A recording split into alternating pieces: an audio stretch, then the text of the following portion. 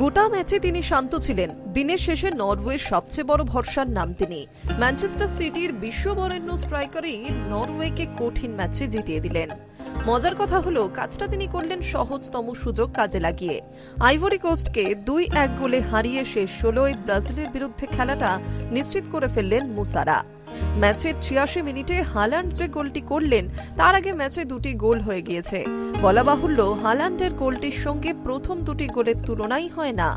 মঙ্গলবার ম্যাচের প্রথম গোলটি হয় 39 মিনিটে। বাদিক থেকে দ্রুত গতিতে বক্সের ভিতরে আচমকা ঢুকে পড়লেন নরওয়ের অ্যান্টনিও নুসা। দুজনকে ড্রিবল করে ইন স্টেপে জোরালো শট, বল জড়িয়ে গেল আইভরি কোস্টের গোলে।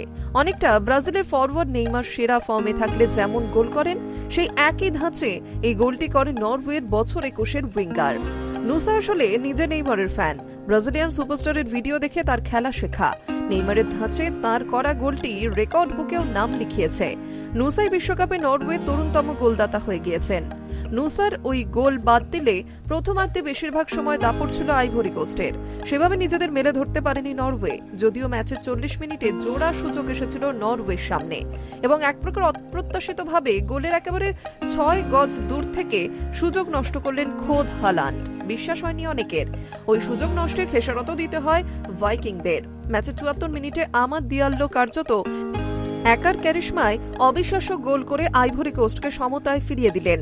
ডান প্রান্ত থেকে কার্যত একার দক্ষতায় বল নিয়ে নরওয়ের বক্সে ঢুকে ডিফেন্ডারদের ড্রিবল করে এক প্রকার অবিশ্বাস্য গোলটা করে গেলেন দিয়াল্লো।